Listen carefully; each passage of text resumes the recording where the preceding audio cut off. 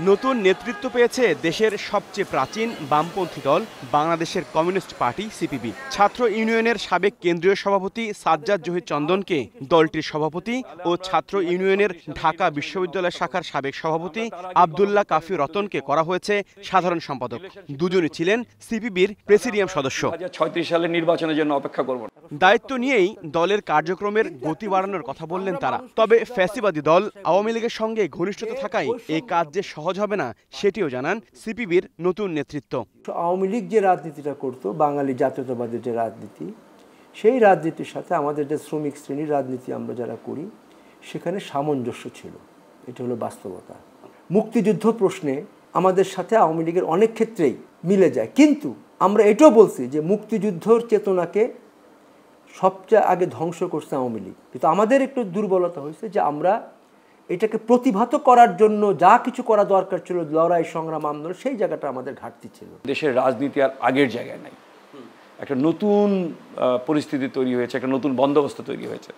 ফলে আমরা সোশ্যাল যে কোরিলেশনটা আছে, যে সামাজিক যেই বিভাজনটা আছে, সেটাকে আমরা রিঅর্গানাইজ করতে চাই এবং এটাকে আমরা we call it social engineering. 24-এর গণ অভ্যুত্থানের পক্ষ বিপক্ষ নিয়ে দলটিতে ব্যাপক বিভক্তি ছড়ায়। সেই ক্ষত কতটা পূরণ করতে পারবেন রতন চন্দন জুটি, এমন প্রশ্নে আশার কথাই জানালেন তারা। ছাত্র জনতার অভ্যুত্থানে এই যে যেটা হলো, সেখানে আমাদের পার্টির হয়তো পুরো নেতৃত্ব সেখানে নামে না, কিন্তু আমাদের পার্টির তো ডিসিশনই ছিল। ডিসিশনের বাইরে তো আমরা যাইতে পারি না, তাই না? এখন কেউ নামছে, কেউ নামে নাই, কিন্তু যেভাবে নামা দরকার ছিল, আমাদের পুরো পার্টিটাকে নিয়ে লিডারশিপ যেভাবে আমাদের নামা দরকার ছিল, সেই জায়গাটাতে আমরা পারি নাই। এইটা হচ্ছে আমাদের সীমাবদ্ধতা। তরুণদেরকে আকৃষ্ট করতে এটা আমাদের একটা ব্যর্থতা। সেটা হলো যে তরুণদের সামনে একটা ভিজিবল শক্তি হিসাবে আমরা দাঁড়াতে পারছি না। আমাদের ভিজিবল শক্তি দাঁড়ায় আমাদের শ্রমিক আন্দোলন, আমাদের কৃষক আন্দোলন, আমাদের ছাত্র আন্দোলন। সেই জায়গাটাতে আমাদের একটু দুর্বল হয়ে গেছে আমরা, এটা ফ্যাক্ট। সেই জায়গাটা আমরা ফিরে আনার জন্য আবার চেষ্টা করতেছি।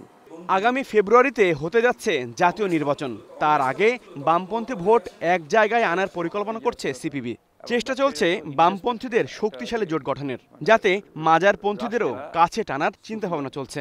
যারা মাজারপন্থী, এরকম 2 থেকে 2.5 কোটি মানুষ বাংলাদেশে আছে। এই মুসলমানরা, নিম্নবর্গীয় মুসলমানরা, এরা তরিকাপন্থীর নামে, তারা এই নামে সেই নামে, কি বল, তরিকত ফেডারেশন নামে, নানা নামে হলো আওয়ামী লীগের সাথে ছিল না। ওই জায়গাটা তো ভেকুয়া। যেন আমি একটা যদি উদাহরণ দিই, চা শ্রমিকদের কথা যদি বলি, 7 লক্ষ চা জনগোষ্ঠীর মানুষ, তারা ছিল ভোটার অফ নৌকা। এখন নৌকা নাই, তারা কই যাবে? তাদের পাশে কমিউনিস্টদের দাঁড়াতে হবে, বামপন্থী দাঁড়াতে হবে। 2026 সালে আমরা নির্বাচনে অংশগ্রহণ করব, 2031 সালে আমরা ধাক্কা দিব, 2036 সালে আমরা নির্বাচিত হব, জয়ী হব এবং আমরা ক্ষমতায় সরকার গঠন করব।